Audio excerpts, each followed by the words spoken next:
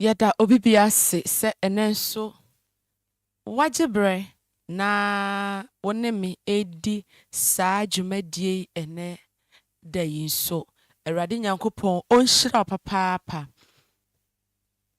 Enche bia na mebɛka sɛ Ukraine for ate asɛm dɛ. Ne nyinaa ne sɛ President Donald Trump ayɛ n'adwene sɛ wɔde akɔdeɛ ɛbɛkɔ akɔboa Ukraine for. Na afei Ukraine for atumi adefende wɔ mo ho. Ɛkame ayɛ sɛ saa bɔhyɛ no a President Donald Trump ɛhyɛ bɔ no, ɛkame ayɛ sɛ saa bɔhyɛ no finally abam anesa. Enti finally Ukraine for ebetumi asupporte anaasɛ wɔn betumi abɔ wɔn ho ɛban. Wɔn ne Russia ɛntɔkwa nim no. Na there is a news a ɛkɔ so ya President Donald Trump ama Russia for 50 days ultimatum sɛ saa 50 days no wɔn mfa ɛnwene ho na wɔn ɛngada wɔn ho na afei no ceasefire no wɔn mbɛgye ntum. Enti no President Donald Trump ama Russia for 50 days. In fact, wohwɛ deɛ ɛkɔ so ɛwɔ Russia ɛne Ukraine ntam na yɛhwɛ sɛ asomdwie bɛba because sɛ asomdwie ntumi amba Ukraine ɛne Russia ntam a sɛdeɛ de bia yɛka no edidi mu a na nsɛm bebree paa ɛbɛsɔre ɛwɔ wiase. Enti President Donald Trump adɛɛdɛɛ Putin biara sɛ nka asomdwie bɛba. Nanso asomdwie mbaeɛ. Enti nkurɔfoɔ bebree ebisa sɛ what is Trump going to do? Idea because Trump no wayɛ unpredictable. You cannot predict him. The next thing wobɛhu sɛ ɔwɔ ha, the next moment wobɛhu sɛ na ɔwɔ ha. Nti ɔyɛ unpredicted. Ɛno no wamap you Russia for 50 days sɛ bɛyɛ a ɔmmɛgye atom na ɔmayɛ saa asomdwie apam. Yɛ ceasefire no. Na Russia for abɛ reject saa Trump demand for Ukraine war ceasefire in 50 days, you know. Russia for abe reject sa claim no. Yeah, omo say very unacceptable. And according to Russia, no, almost say sa demand na President Donald Trump, or demanded from them, no, unacceptable. Russia has rejected President Trump's ultimatum for Moscow to sign a ceasefire deal to end the war in Ukraine within 50 days, no, as unacceptable, calling for continued negotiation and insisting that the invasion ordered by President Putin would continue until its goals are achieved.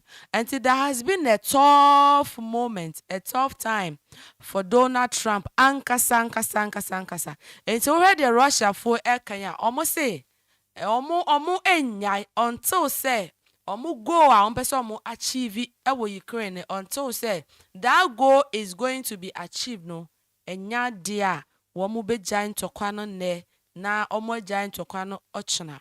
So in response no President Trump threat to impose 100% secondary tariff on countries that do business with Russia if Putin government does not agree to a deal to end the war in that time frame, no. And according to President Trump, no, was say what the 100% tariff at the two in krone maya woman Russia for a business. Say time frame now what the ama Russia for no. So to me and for my journey but within that 50 days na 100% tariff. That is one of the decisions what make our hair a beboa na Russia for a day or margin aba. Deputy Foreign Minister Sergio Lakov said that any attempt to make demand, especially ultimatums, are unacceptable to us, according to Russia's state-run news agency. Anti-Russia funds na Ebeken almost say as our ultimatum no in fact unacceptable to them. I almost say obi to me order nobody can order them around. In fact, omonyankola and President Donald Trump and abejojo womo it is unacceptable to them. Adofonum and sembebre baso ewo wiase. Yeah, let me say that because obi ensema bobo ba. Ano den. ano ɔden paa. Russia for nye ready say wɔn begyae ntɔkwa ne ko ene na wɔn gyae ko ɔkyena. Enti after that 50 days no sɛ wɔn anyae ɛko a ɛdeɛn ɛna ebesie.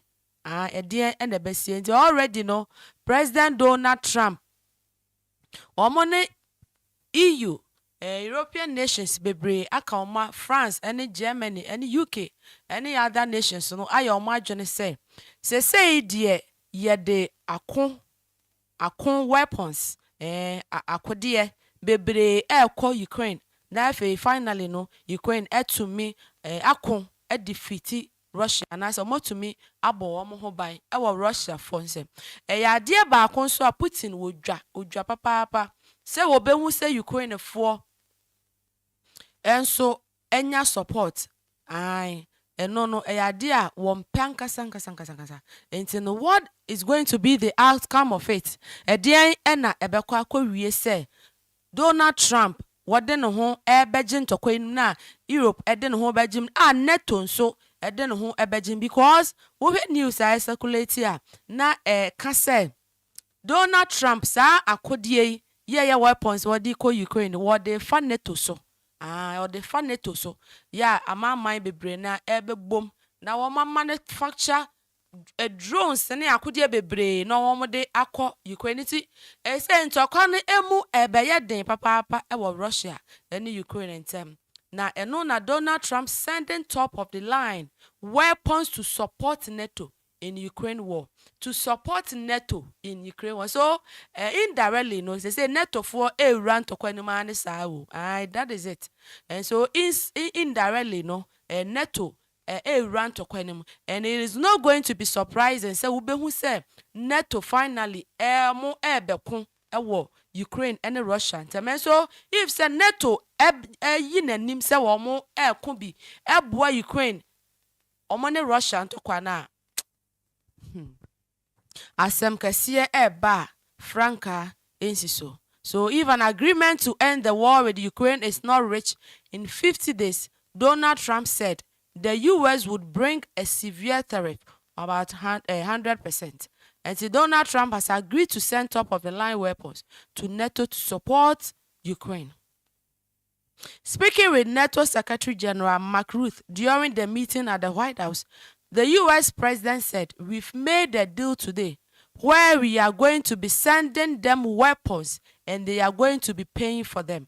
And according to Donald Trump, according to free, they are going to be paying for them. Good news because we are Zelensky wasu pa say enka wo munya akodi a betumi defend wo mu a enka bebo papa and finally no we so ni jesem.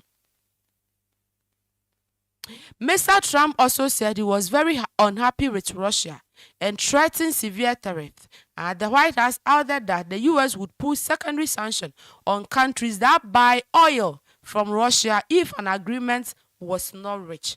And according to U.S., enkura mobeyi monim na mobebo minfinta duku se ceasefire na diebe na still na money Russia for ebedi nsa woso ewo business mo no na chese mo so ye US for ebeda no wo money e de akire wo mo eso pa na said the American said NATO indirectly wo mo involved in the war no no na US NATO ambassador or a US NATO ambassador, he has warned Putin, if you want war, we will arm Ukraine. And according to Sir Pape, was say for more pentokwa, and your more pentokwa, we are going to arm Ukraine. And also I am some Pape, what they are to draw. Yeah, what US NATO ambassador. Matthew say Putin and Tokwapa na warpedia and ye won't show me na dear bay a yenedia. Nina say omo de akodia pa de more den bakwako boy Ukraine for now Ukraine for so to me as support. So we are giving you a chance for peace. If you want war, we will arm Ukraine. U.S. ambassador to NATO, Matthew Whitaker, added, outlining the administration's dual approach of diplomatic outreach paired with military support. And Putin, in fact, the amount of chances bebrebe already US President Donald Trump no wakasa phone calls ne nneɛma nneɛma sɛ bɛyɛ a masomdue mmra sɛ wɔsɛ kyenkyena a ne twan until sɛ wo aim anaasɛ wo purpose yɛ a wode call Ukraine force no until sɛ wɔachieve saa aim no ntɔkwa no wonyae nti netofoɔ ɛde wɔn ho ɛbam netofoɔ de wɔn ho ɛbam kakra mesi bɔɔla soja no ɛso netofoɔ sese ɔmo ahyɛ aseɛ ɛkeka bi na President Donald Trump unim the one thing na my netofoɔ ntimi ewura mu bebree no na Donald Trump nhyɛ da mfa ne team ma wɔn saa but finally ya wagye too much ɛsɛ ohwe a Putin ho ne ho ɛyɛ na hi na kyerɛ sɛ ya pampa wo saa kyerɛ sɛ yɛdɛɛdɛ wo ne yɛtɔ nwom ma sɛ bɛyɛ anka bɛma asomdue bɛba na wo ma asomdue mba ɛkame ayɛ sɛ ne ho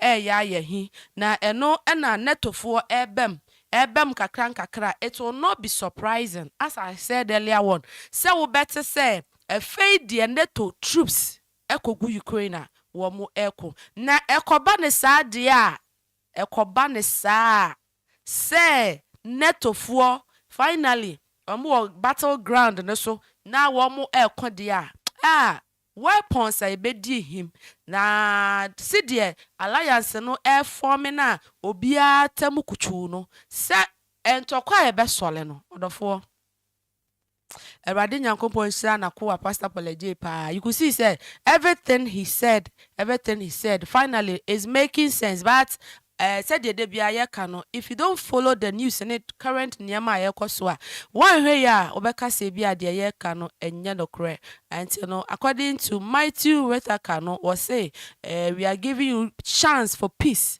We are we are giving you chance for peace and not just say the papa ne bone na ato anim ye de nkwane wowuo ato anim Putin fa baako nanso sɛ wamfa nkwa no na ewuo ne na apɛde a na kyerɛ sɛ yes so we don't have anything else to do eno enso nsɛm a ɛkɔ ɛwɔ Russia ɛne Ukraine ntɛmu President Donald Trump ama Russia for 50 days the countdown and I said the time no ahyase a ready until after 50 days no so Russia for no still na kasa omo me filter duku no omo nyinto ho na de ebekwa akɔwie ne dia na kyerɛ sɛ we should prepare for the worst scenario. We should prepare. If we are some prepared, the ebano ano den papa. Russia officials says they aren't worried about Trump 50-day tariff. What's one say mekaye? Asama na meka. One more bought me feet aduku. Russia for said they are not worried. More you could they are not ready, they are not worried at all. The President Donald Trump ekano in fact empusu womo bakuse and when so sama according to the Kremlin Russia for Eka and the top official in Russia said it can withstand the secondary tariff that President Donald Trump has threatened if Russia leader Vladimir Putin does not reach a Ukraine war deal soon. And according to Russia for almost say womu betimi agina secondary tariff pe no de enya de bi ehu kura de ma Russia for they can withstand it so you see they are not ready say omo de asumdue bi beba and so we should forget about say asumdue bi beba Ukraine asem serious pa na yeka ne za no asem serious pa na yeka ne sa no asem serious pa asumdue amba Ukraine na didi mo netofo bem asem kase ebeba wiase ante no said yeah Monday no Trump announces 50 days ultimatum no na what they or introduces 100% tariff Russia so now what the sanctions so they kwato kuro and I said countries are warm to Russia fango I oil, yeah, oil or the sunshine better to woman so and no and a warm eka say, well, at the end of 50 days, if we don't have a deal, it's going to be too bad, he said, calling the economic penalty very severe. The Crimean suggests the Crimean biggest voice have in return openly scoff at the threat. Into one more the who fell. Or more the Trump and some now what can who fell say Trump Russia for they can withstand everything. Na Russia for when him say omone China for akoshia. Russia and China for akoshia. Na what shall see there recently no Russia and China nyonko fano so are very strong na. Kamia say yeah kura ye strong kura say North Korea.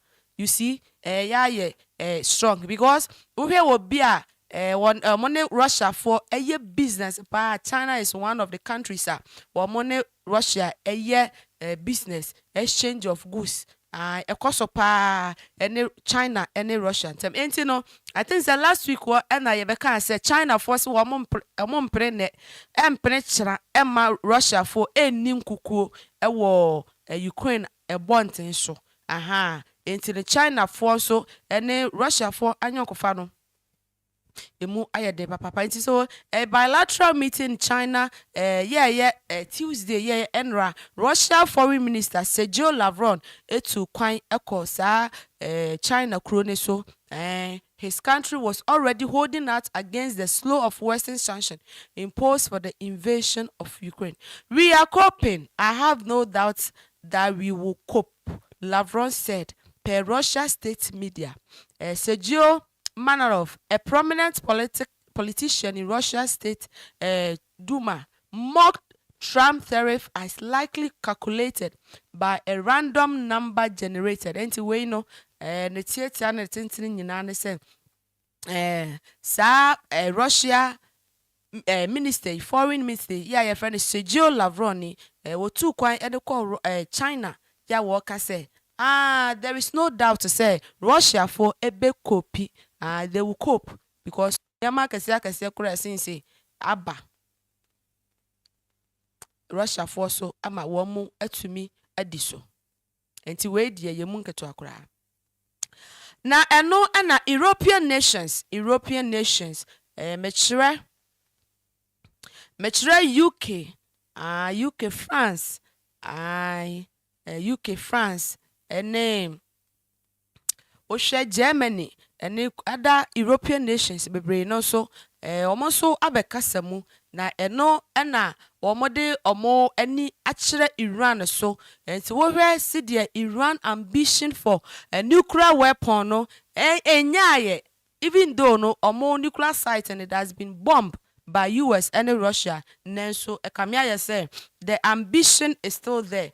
Iran for ebeka say nuclear site no US for a bomb there but adwene na a developers are the US phone to me bomb and so the mind and the brain behind that ideology is still there. And so if the mind is still there no so the possibility say they can still build it is there. And see, I know and Europe gives Iran deadline to contain nuclear program or sea sanction reinstated. UK, France, and Germany say without firm commitment from Iran by 29th August, they will reapply embargoes that were lifted 10 years ago. Say they are ultimatum upon ultimatum na ekoso we ase. Because they say no hwe obia so ayeden. Nyankwala nkwa no maso ayeden.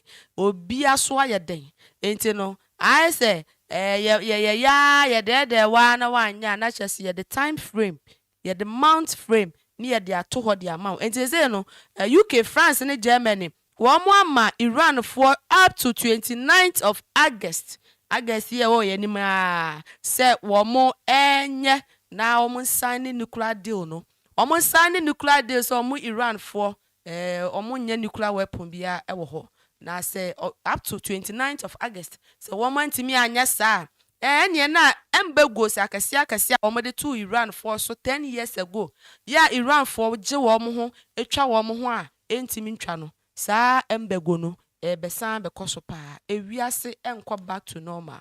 obi a obeka kira we say wiase adwo efe kura de mo adwo dollar kofom enti no dia ben a is not true, because the Bible already says that ebredodo a ye kura yesusu se wa asomdiem no is very crucial. Enti ye wa asomdiem kura ye crucial ye ni asomdiem so ye crucial.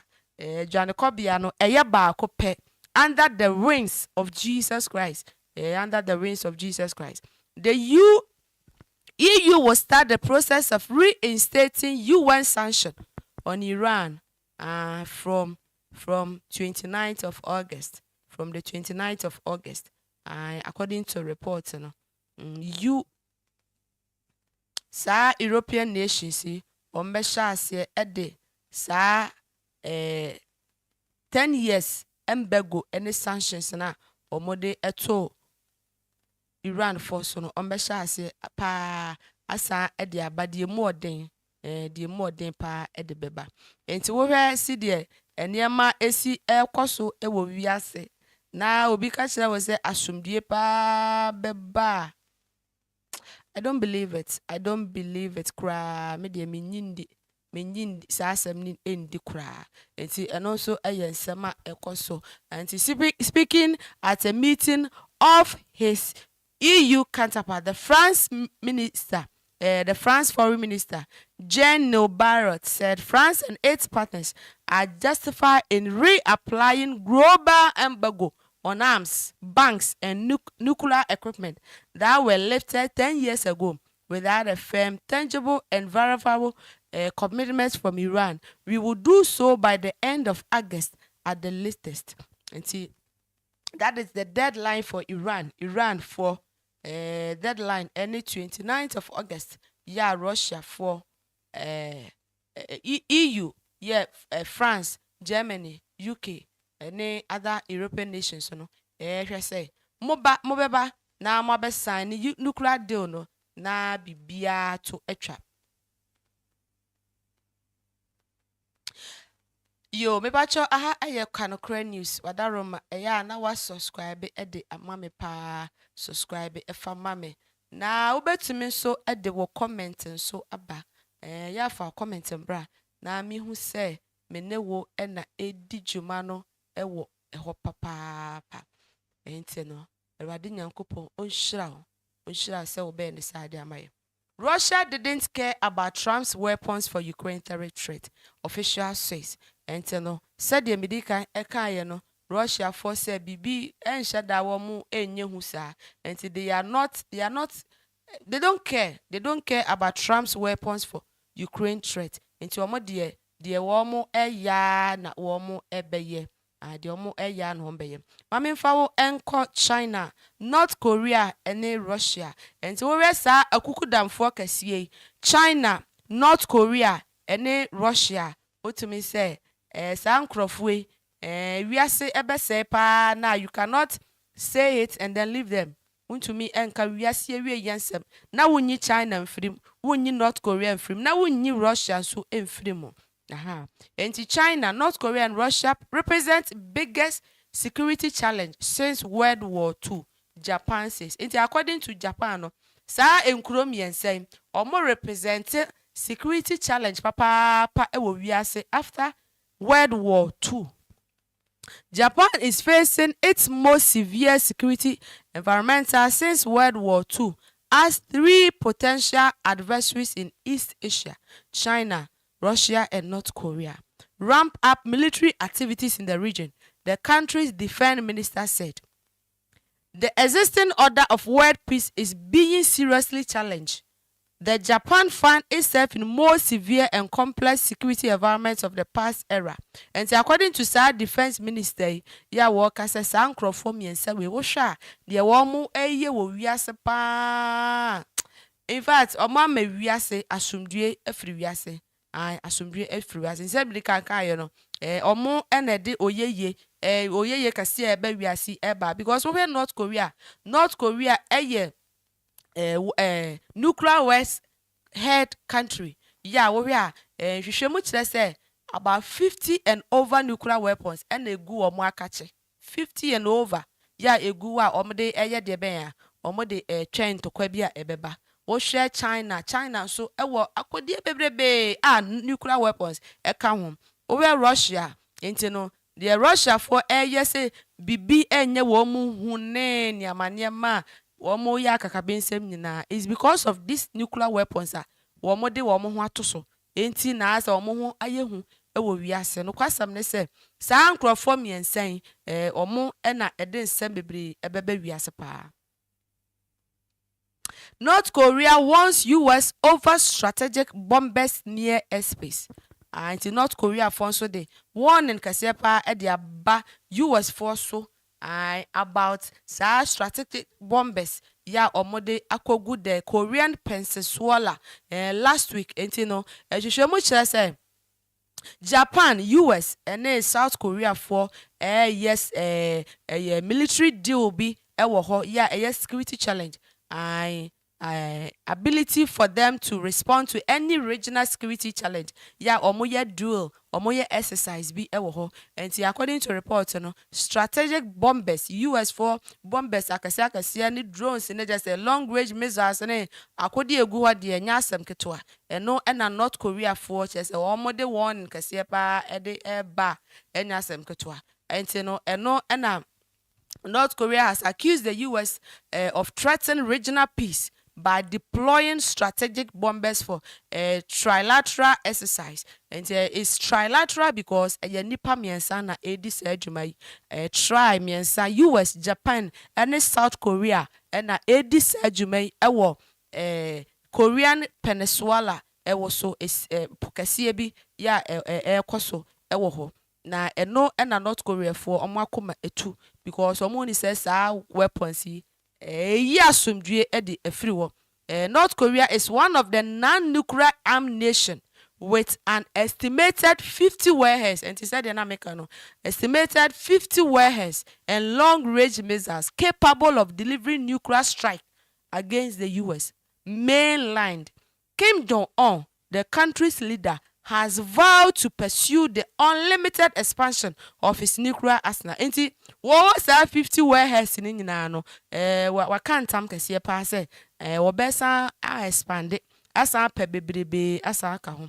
Enti my question is that why is it that North Korea for ne omo alliance no yes military drill na US for nka say provocation ne niamaniama o nanso so obi kwaye ya pe na kwotuko enti utumu say nuclear weapon wo ho a ase wo ho a wankasa no wo a eya wo dia no so nhyɛ dan ni asomdue sa akoye say watotuo etwere wo dem wototuo to wo dem na say Awurade Nyankopɔn ammoa wa the least threat bia wo be face bia wanhwa you will be tempted to fire that gun. Because who they say to natural them who they born ho ban. Ain't the least threat be a baby and na I was a coffee to it, Sana North Korea, Sana Putin, Sana Russia for ain't nuclear weapon no that one I need you maybe a dino. A frefre warmo. That is how I see it. A frefre warmo. And we need to as a Christians. Dear kanokra ye nyina na se de na ko apology wo de saa dwumadie eba ye nyina na se ye beba ye ni ada ho na ye hu the time and the era ewiase ye wo na ye betumi adwane ahwe Awurade Yesu Kristo pa. All that we are saying here and say asomdue ni wiase saa de mi ka berebe nyina no se me bone tofa na kire se ewiase no asomdue eni ho.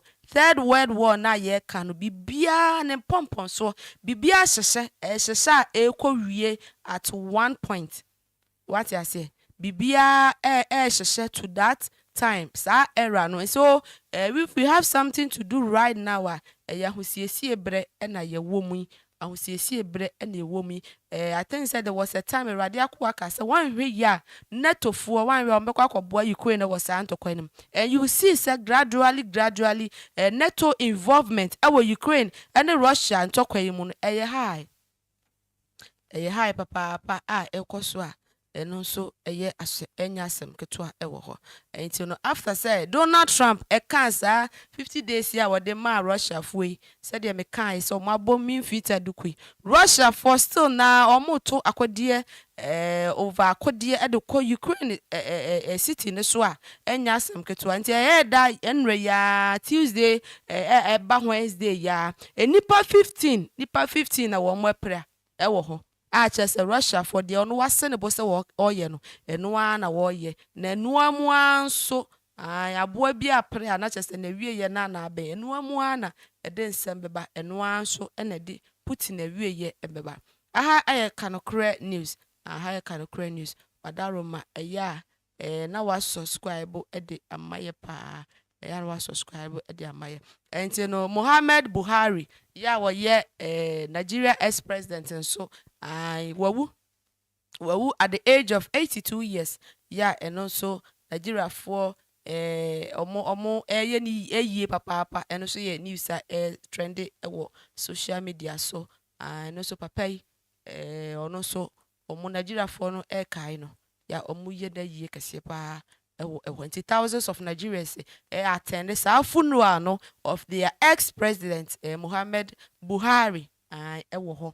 Papa yi onya 82 years age ya wafiri emu nti no aha ɛna ɛbrɛ ɛbɛma me kwan na mede ɛnɛ asi na wonim this week na yɛnhyɛ da kanokora news bia because of one or two activities nti no ɛnɛ no yɛbɛka no mmienu nti no wadaroma yɛde baako no nso saa tuma na wakɔ akɔtie ɛne nso ɛde amayɛ papaapa na wɔtie ɛno nso ɛde amayɛ. Awurade Nyankopɔn nhyira wo biem sɛ wobɛyɛ ne saa ɛde amayɛ makra